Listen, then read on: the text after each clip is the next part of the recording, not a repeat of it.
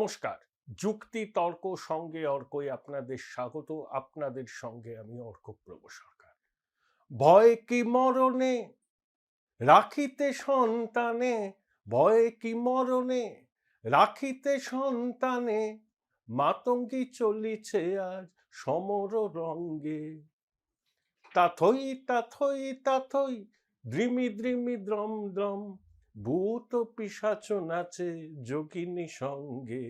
ভয় কি মরণে রাখিতে সন্তানে, ভয় কি মরণে রাখিতে সন্তানে, মাতঙ্গী চলেছে আজ সমর রঙ্গে। অপটু গলায়, আমি তো আর গান জানি না, চারণ কবি মুকুন্দ দাশের এই বিখ্যাত গান আপনারা সবাই শুনেছেন। ভয় কি মরণে রাখিতে সন্তানে, মাতঙ্গী চলেছে আজ সমর রঙ্গে। তাথই তাথই তাথই দ্রিমি দ্রিমি দ্রম দ্রম, ভূত পিশাচ নাচে যোগিনী সঙ্গে। কার উদ্দেশ্যে বললাম আপনারা নিশ্চয়ই বুঝতে পারছেন। এটা বোঝবার জন্য আমি আপনাদের কোনো পুরস্কার দিতে পারবো না, কারণ আপনারা সবাই জানেন মাতঙ্গী চলেছে আজ সমর রঙ্গে, ভূত পিশাচ নাচে যোগিনী সঙ্গে। আপনারা আমার অনুষ্ঠান তো দেখেন, আমাকে সহায়তাও করেন, অনেকে করছেন, কৃতজ্ঞতা জানানোর ভাষা নেই। আগামী দিনেও আপনাদের সহায়তা থেকে বঞ্চিত হব না। থ্যাঙ্কস বাটনে ক্লিক করলেই সুপার থ্যাঙ্কস, আপনাদের সহায়তা আমার কাছে চলে আসবে। 28শে জানুয়ারি সিঙ্গুরে দাঁড়িয়ে দিদিমণির 41 মিনিটের ভাষণ শুনে আমার এটাই মনে হলো, একদম মাতঙ্গী চলেছে আজ সমর রঙ্গে। কি কি বললেন তিনি, তার আগে বলি, দেখুন, মহারাষ্ট্রের বারামতির দাদা অজিত পাওয়ারের নশ্বর দেহ পঞ্চভূতে বিলীন হয়ে গেল, কেন্দ্রীয় স্বরাষ্ট্রমন্ত্রী অমিত শাহ ছিলেন। এটা নিয়েও আমাদের দিদিমণি চক্রান্তের তত্ত্ব খুঁজে পেয়েছেন। সুপ্রিম কোর্টের নজরদারিতে তদন্ত, ওনাকে কে বলেছেন আমি জানি না। ওনার নেটিভ ইন্টেলিজেন্স সম্পর্কে আমার খুব উচ্চ ধারণা ছিল, কিন্তু যত দিন যাচ্ছে আমার মনে হচ্ছে তিনি তার এই নেটিভ ইন্টেলিজেন্সের ব্যাপারটাও হারিয়ে ফেলেছেন। পুনে পিঁপড়ি পিঞ্চুয়ার পুরসভায় দুটো এনসিপি আলাদা করে লড়েছিল, বিজেপির বিরুদ্ধে লড়েছিল। স্থানীয় স্তরে এরকম প্রতিদ্বন্দ্বিতা হয়, বাম জমানায় হয়নি? ফরওয়ার্ড ব্লকের সঙ্গে সিপিএম, আরএসপির সঙ্গে সিপিএম হয়েছে তো। কেউ কি তারা বামফ্রন্ট ছেড়ে বেরিয়ে গেছিল? মহারাষ্ট্রের ছবারের উপমুখ্যমন্ত্রী অজিত পাওয়ার নাকি বিজেপির সঙ্গ ছেড়ে বেরিয়ে আবার আইএনডিআই জোটের দিকে পা বাড়িয়েছেন। মুখ্যমন্ত্রীর কাছে নাকি এই তথ্য ছিল, সেই জন্যই তার মনে সন্দেহ হয়েছে যে এই বিমান দুর্ঘটনা কোনো অন্তর্ঘাত নয় তো। মুখ্যমন্ত্রীর মুখে ঝামা ঘষে দিয়েছেন মারাঠা স্ট্রংম্যান অজিত পাওয়ারের কাকা শরদ পাওয়ার। বলেছেন যে 28শে জানুয়ারি তিনি কথা বলার অবস্থাতেই ছিলেন না, কিন্তু কলকাতার কিছু সংবাদ মাধ্যমে তিনি এটা দেখেছেন যে সেখানে নাকি অন্তর্ঘাতের তত্ত্ব প্রচার করা হচ্ছে। শরদ পাওয়ার শটান বলে দিয়েছেন এটা দুর্ঘটনা। ওই যে কথা আছে না, মায়ের থেকে মাসির দরদ বেশি। দিদিমণি সবকিছুতেই চক্রান্তের তত্ত্ব খোঁজেন, সবসময় একটা কল্পিত প্রতিপক্ষকে খাড়া করে নিজে ভিক্টিমাইজ, সবাই চক্রান্ত করছে, আর সমুদ্রী মাচল সবাই তার বিরুদ্ধে চক্রান্ত করছে। এই তত্ত্ব তিনি বঙ্গবাসীকে খাওয়াতে চান, সম্ভব হলে দেশের মানুষকেও। কিন্তু ওই বললাম, প্রবীণ নেতা শরদ পাওয়ার দিদিমণির মুখে ঝামা ঘষে দিয়েছেন, হঠাৎ করে চক্রান্তের তত্ত্ব তিনি বাজারে হাজির করেছিলেন। এ তো গেল একটা দিক। দ্বিতীয় দিকটা হলো, ওই 41 মিনিটের ভাষণে দিদিমণি কত টাকার প্রকল্প ঘোষণা করেছেন? 32,000 কোটি টাকা। টাকা কি গাছে ফলে, নাকি এখানে কোনো গৌরী সেন আছেন? আপনি কর্মচারীদের দিয়ে দেবেন না, পাকা নিয়োগ করবেন না, আশা কর্মীদের অনিয়মিত বেতনকে নিয়মিত করবেন না, মোবাইল নিয়ে তাদের অনেক কথা আছে, সেগুলো কর্ণপাত করবেন না। আপনি বলে যাচ্ছেন মনের মাধুরী মিশিয়ে 32,000 কোটি টাকার প্রকল্প আমি ঘোষণা করে দিলাম। এই টাকাটা আসবে কোথায়? গাছে ফলে? এত প্রকল্প, শিল্প কৃষির সহাবস্থান হবে। দিদিমণি দয়া করে শিল্পের কথাটিকে আর বলবেন না, ওটি আপনার কম্য নয়। আপনি শিল্প তাড়িয়েছিলেন। 85% তৈরি হয়ে যাওয়া একটি কারখানা ভাঙতে হয়েছিল। টাটার মতো প্রতিষ্ঠিত শিল্প গোষ্ঠীর কারখানা ভেঙে সেই জমিতে সর্ষের চাষ হয়েছিল। যারা টাটাকে তাড়ায় তাদের রাজ্যপাটে কোনো প্রতিষ্ঠিত শিল্প গোষ্ঠী বিনিয়োগ করবে না। দিদিমণির 15 বছরের রাজ্যপাট দেখুন, তোমার দেখা নাই রে, তোমার দেখা নাই। হঠাৎ করে বললেন এখান থেকে যে শিল্প সংস্থা পাকতারি গোচাচ্ছে বলে খবর প্রকাশ হচ্ছে, ভুয়ো খবর। ওগুলো নাকি সব চিটফান্ড। চিটফান্ডের সব থেকে বড় সুবিধাভোগী কে মনে আছে? এখন আপনার দলেই আছেন ফরফরি দাস। কি বলেছিলেন তিনি? পুলিশ ব্যানের গায়ে চাপড়াতে চাপড়াতে, মানে পুলিশ চাপড়াচ্ছিল, ভদ্রলোক তারস্বরে বলে গেছিলেন সারদার সব থেকে সুবিধাভোগী কে। আবার বঙ্গেশ্বরীর মুখে চিটফান্ডের কথা। যে যে সংস্থা এখান থেকে পাকতারি গুটিয়েছে, সংসদে তথ্য দিয়ে বলা হয়েছে অনেকগুলোই অন্য রাজ্যে চলে গেছে। বেশ কিছু সংস্থা শেয়ার বাজারে নথিভুক্ত সংস্থা। দিদিমণি বলে দিলেন। ওই যে বললাম শিল্পটা উনি বোঝেন না, অবশ্য উনি সবকিছু বোঝেন বলে দাবি করেন। তিনি সব জানতা দিদি। শিল্প বোঝেন, সংস্কৃতি বোঝেন, বিনিয়োগ বোঝেন, পরিকাঠামো বোঝেন, স্বাস্থ্য বোঝেন, আইন বোঝেন। বোঝেন না এমন কিছু নয়। কালকে এই 28শে জানুয়ারি তার 41 মিনিটের ভাষণ আমি শুনেছি, আপনারাও অনেকে শুনেছেন। সেখানে দিদিমণিকে দেখে আমার কার্যত একটু করুণাই হচ্ছিল। প্রথমে বললেন, জানেন দিল্লির জমিদাররা সব দেখে বলে, টেলিপ্রম্পটার থাকে সামনে একটা ঘষা কাঁচে, আপনারা দেখতে পারবেন না আমি জানি, এই বলে এই মাইকটা দাও তো, যে মঞ্চের এই মাথা থেকে ও মাথা পাইচারি করতে লাগলেন নিজের অননুকরণীয় ভঙ্গিতে, আর মুখে যা আসে তাই বললেন। প্রধানমন্ত্রীকে উদ্দেশ্য বলেন, আপনি আপনার স্ত্রীর পদবি বলতে পারবেন? কতটা ব্যক্তিগত স্তরে উনি নামতে পারেন চাপের মুখে পড়ে, এটা আবার দেখলো মানুষ। অমিত শাহের উদ্দেশ্যে বললেন, আপনার স্ত্রীর পদবি বলতে পারেন? দিদিমণির দীর্ঘদিনের ছায়াসঙ্গী ছিলেন সোনালী গুহ, আমি দেখলাম একটা চ্যানেলে বলছেন। তো দিদিমণিকে যদি এই সমস্ত পদবি সংক্রান্ত প্রশ্ন করা যায়, তিনি উত্তর দিতে পারবেন তো? অনর্থক একান্ত ব্যক্তিগত বিষয়কে উনি সামনে নিয়ে আসছেন। এর থেকে কি প্রমাণিত হয় যে এসআইআর আতঙ্কে দিদিমণি নত্যসত্ত্ব জ্ঞানটা হারিয়ে ফেলেছেন। কিন্তু তিনি স্ট্রিট ফাইটার, এটা তো দেখাতে হবে। তাই বললাম না, মাতঙ্গী চলেছে আজ সমর রঙ্গে। বলা নেই কমা নেই। এটা কি ফ্রয়েডিয়ান স্লিপ? সবসময় ভাবছেন যে তাকে বোধহয় জেলে পোড়া হবে ইত্যাদি ইত্যাদি। তারপরে বললেন ঘেঁচু, আমায় জেলে পুরে দেখো, আমি জেল ভেঙে বেরিয়ে আসবো। বাংলার মায়েরা, বোনেরা, দিদিরা সব ঘরে ঘরে নাড়ু তৈরি করবেন। তারপর বলবেন নাড়ু আর একটা শব্দ জানেন? বললো সব ঝাঁটা। দিদিমণি আপনাকে জেলে পোড়া হবে এই ধারণা আপনার হলো কেন? এরকম তো আপনার প্রধান প্রতিপক্ষ বিজেপিও কখনো বলে না। কিছু আইনজীবী আছেন বাজার গরম করার জন্য, তারা সবসময় বলছেন, ইউটিউবেই বলছেন এই দিদিমণির জেল যাত্রা সুনিশ্চিত, অমুক সুনিশ্চিত, এগুলো বাজার গরম করার জন্য। দিদিমণি বিজেপি এত বোকা নয় যে আপনাকে রাজনৈতিক শহীদ হতে দেবে। আপনি নিশ্চিন্তে থাকুন, আপনি যেমন আছেন রাজনীতি করুন।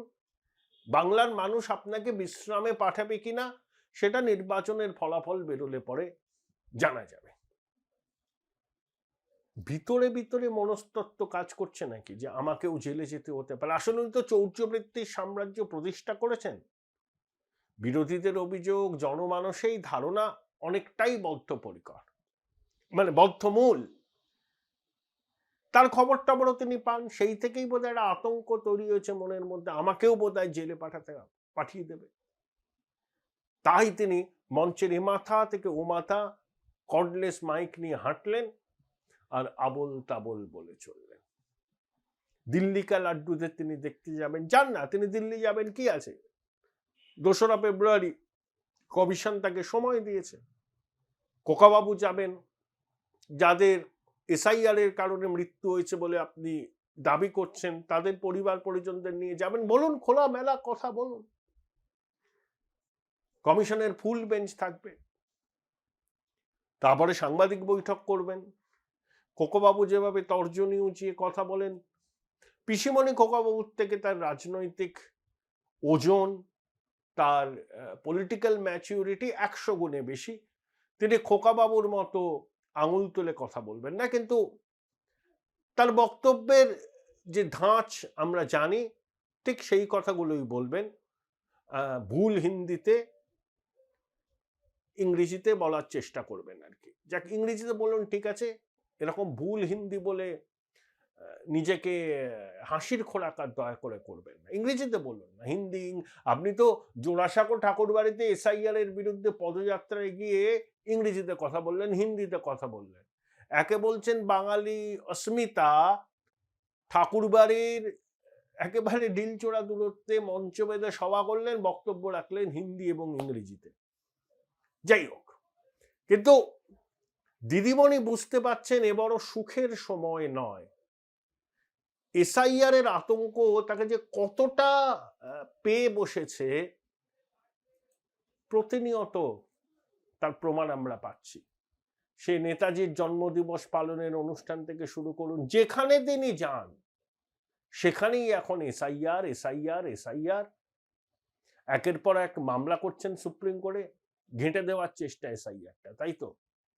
আপনাদের ছক সবাই জানে, সুপ্রিম কোর্ট জানে না তা তো নয়, যে এসআইআরটাকে বাতিল করতে হবে ও পুরনো ভোটার তালিকায় ভোট হবে।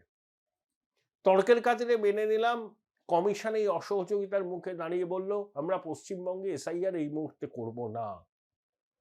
দ্যাট ডাজন্ট মিন যে এসআইআর বাতিল হলো, এসআইআর স্থগিত হলো। পরবর্তী সময় এসআইআর করবে, এই সরকার চলে গেলে করবে, ভোট হবে না।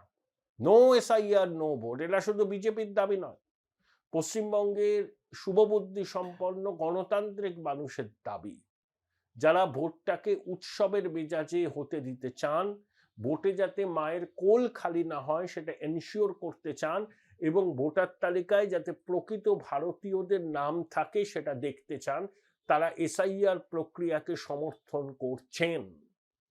আপনি এসআইআর বাতিল করার দাবি করে সুপ্রিম কোর্টে গেছেন, এসআইআর বাতিল হবে না। হলে কি হতে পারে? এসআইআর আপাতত স্থগিত হতে পারে।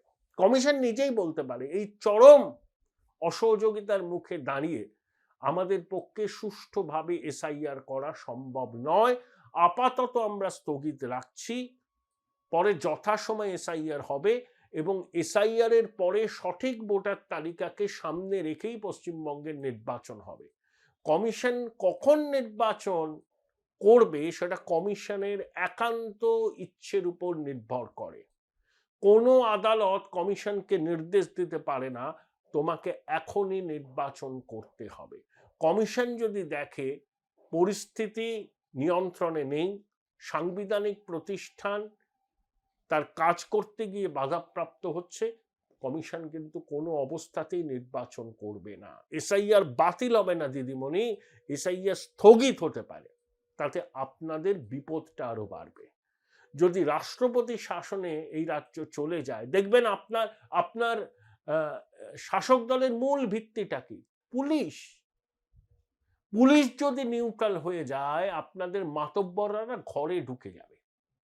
Join Indian Institute of Hotel Management now. Right choice, right decision. যা করছেন পুলিশকে সঙ্গে নিয়ে করছেন। পুলিশকে এইরকম ভাবে গৃহবৃত্ত বানানো পশ্চিমবঙ্গে আগে কখনো দেখেনি। পুলিশকে বামেরা ব্যবহার করেছে, তখনও পুলিশ বিরোধীদের কথা শুনতো, কম শুনতো, সিপিএম এর কথা বেশি শুনতো, কিন্তু তাও শুনতো। তখন 100টার মধ্যে 40টা কথা বিরোধীদের শুনতো, 60টা কথা শাসকের শুনতো। দিদিমণি তো দীর্ঘদিন বিরোধী নেত্রী ছিলেন, কোথাও আপনি সভা করতে যাবেন বাধা পেয়েছেন? পুলিশের কাছ থেকে অনুমতি পাননি? হয়েছে কখনো? বিরোধী দলনেতা হিসাব করে বলেছিলেন কিছুদিন আগে 101 বার কলকাতা হাইকোর্ট থেকে তাকে অনুমতি নিতে হয়েছে সভা করার জন্য, পদযাত্রা করার জন্য। আপনি আবার গণতন্ত্রের বড়াই করেন, সংবিধানের রক্ষাকর্ত্রী আপনি, যেখানে গণতন্ত্র পদদলিত, সংবিধান লাঞ্ছিত, যেখানে বিরোধী দলনেতাকে আদালতের অনুমতি নিয়ে রাজনৈতিক কর্মসূচি করতে হয়, সেখানে আপনি বড় বড় কথা বলছেন। আপনার প্রশাসন একান্তভাবে পুলিশ নির্ভর, আর কিছু অনুপ্রাণিত সিভিল অ্যাডমিনিস্ট্রেশন আপনাকে ঘিরে থাকে, তাদের দিয়েই আপনি রাজ্যপাট চালান। সেই অ্যাডমিনিস্ট্রেশন দেখবেন রাতারাতি পাল্টি খাবে, শুনবে না আপনাদের কথা। তখন যদি ভোট হয় না, 50-এর নিচে নেমে যাবেন। আমি রাষ্ট্রপতি শাসনের ব্যক্তিগতভাবে বিরোধী। অতীতে আমরা দেখেছি কংগ্রেসের জামানায়, ইন্দিরা গান্ধীর জামানায় নানা ছুতোয় রাষ্ট্রপতি শাসন জারি হতো, পশ্চিমবঙ্গে হয়েছে অতীতে। কিন্তু কেন্দ্রের এনডিএ সরকার 11 বছর মণিপুর, জম্মু কাশ্মীর ছাড়া কোথায় রাষ্ট্রপতি শাসন জারি করে? সেগুলো সব একদম সম্পূর্ণ অন্য কারণ। কিন্তু পশ্চিমবঙ্গের যা পরিস্থিতি, পশ্চিমবঙ্গের সাধারণ মানুষের একটা বড় অংশ চাইছে রাষ্ট্রপতি শাসন জারি হোক, সেই রাষ্ট্রপতি শাসনে ভোট হোক। মাতঙ্গে নেচেছে আজ সমর রঙে। আপনি যান না কমিশনের অফিসে, যান, কোকাও বলেছেন না 1 লাখ লোক নিয়ে কমিশন ঘেরাও করবে। গেছিলেন 1 লাখ লোক নিয়ে? মুরদ আছে? সে এবার রাজঘাটে গেছিলেন বাসে করে লোক নিয়ে, 1-2 হাজার লোক নিয়ে। এত তর্জনী উঁচিয়ে বড় বড় বাতেলা, পিসিমণির আলোয় আলোকিত এই খোকা কত কথাই না বলেন। আসলে এই যে শূন্যকুম্ভের ঝংকার, আইপ্যাকের হাতের পুতুল খোকা, এরা বাংলার মানুষ এবং শাসক দলও জেনে গেছে। তাই মুখ্যমন্ত্রী সিঙ্গুরের সবাই দাঁড়িয়ে যেগুলো বললেন না, সেগুলো আর্তনাদ, ভয় ভয় ভয়। যদি গদি চলে যায় তাহলে ওনার কালীঘাটের বাড়িতে কেউ যাবে না। যে আমলাকুল বলে, যেটাকে বলে হ্যাঁ ম্যাডাম বললে ওই যা বলে হ্যাঁ ম্যাডাম, হ্যাঁ ম্যাডাম, হ্যাঁ ম্যাডাম, সেই আমলাকুল ও থাকবে না। চামচালা তো সবার আগে শিবির বদলাবে।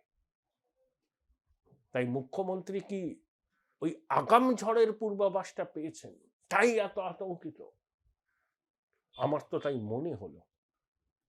তিনি বিরাট বড় স্ট্রিট ফাইটার ছিলেন এক সময়, এখন 15 বছর ক্ষমতায় থেকে আরামের মধ্যে থেকে বয়সও তো হয়েছে, সেই পুরনো অবতারে ফিরে যাওয়া এত সহজ নয়। তিনি তর্জন গর্জন করেন, তিনি রয়্যাল বেঙ্গল টাইগার, তিনি টর্নেডো হয়ে সব চক্রান্তকে ভেস্তে দেবেন, এসব বলেন।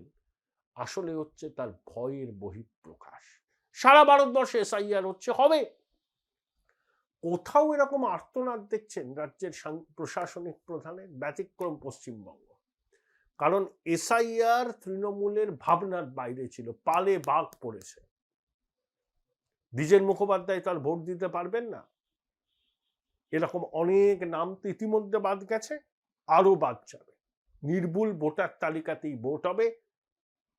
সেই এসআইআর সম্পূর্ণ হলেই হবে। কবে সেটা সম্পূর্ণ হবে সেটা কমিশন বলবে, কিন্তু এসআইআর কোনো মতে বাতিল হবে না। এই যে সুপ্রিম কোর্টে একের পর এক আপনারা পিটিশন দাখিল করছেন, আদালতও বুঝে গেছে প্রক্রিয়াটাকে ভেস্তে দেওয়ার একটা সুপরিকল্পিত চক্রান্ত।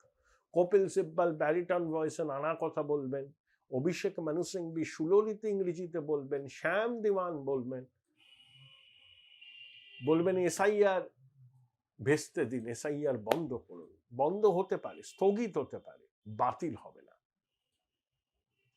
স্থগিত হলে আপাতত স্থগিত হবে, যেহেতু বাতিল হবে না এসআইআর শেষ হবে, শেষ হওয়ার পরেই ভোট হবে। দিদিমণি, যতই আপনি আর্তনাদ করুন, যতই ধমকান চমকান, বুঝে নেব, আমি স্ট্রিট ফাইটার, আমি রয়্যাল বেঙ্গল টাইগার, আমি কমিশনকে বুঝে নেব, আমি দিল্লিকা লাড্ডুদের দেখতে যাই, যান না, যান যান।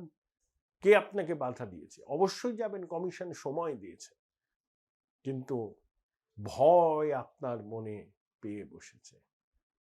সেই জন্যই আমি চারণ কবি মুকুন্দ দাসের ওই কালজয়ী গানটার লাইন দিয়ে শিরোনাম করেছে, মাতঙ্গে চলেছে আজ সমর রঙ্গে। রঙ্গই তো বটে, তৃণমূল কংগ্রেস সার্কাস পার্টি, তো রঙ্গ টঙ্গ থাকবে। একসময় আমরা কংগ্রেসকে বলতাম রঙ্গে ভরা বঙ্গ কংগ্রেস, এখন রঙ্গে ভরা তৃণমূল কংগ্রেস। আসলে কংগ্রেস থেকেই তো বেরিয়েছে, কংগ্রেসি কালচার তো রন্ধ্রে রন্ধ্রে আছে না, অস্বীকার করে লাভ নেই।